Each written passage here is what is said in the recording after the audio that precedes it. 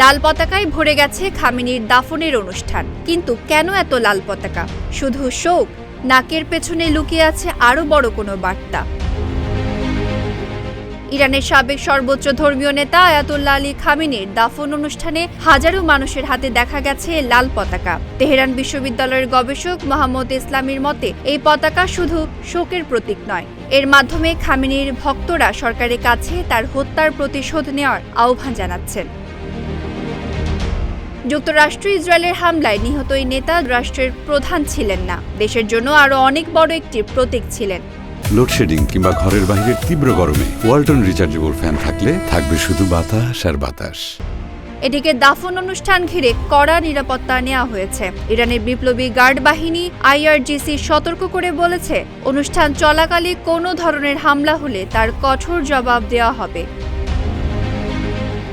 দাফনে অংশ নিতে আসা মানুষের জন্য দেশ জুড়ে 5,000-এর বেশি স্কুল এবং প্রায় 40 থেকে 50,000 শ্রেণীকক্ষ খুলে দেওয়া হয়েছে। ইরানের সংবাদ সংস্থা ISNA জানিয়েছে, 100টিরও বেশি দেশের প্রতিনিধি এবং লাখ লাখ মানুষ তেহরানে উপস্থিত হবেন। আয়াতুল্লাহ খামেনির মৃত্যুর পর 1989 সাল থেকে আলী খামেনি ইরানের সর্বোচ্চ নেতা হিসেবে দায়িত্ব পালন করেন। 1939 সালে মাশহাদে জন্ম নেওয়া খামেনি 1979 সালের ইসলামী বিপ্লবের সময় রাজতন্ত্র বিরোধী আন্দোলনের অন্যতম গুরুত্বপূর্ণ মুখ ছিলেন।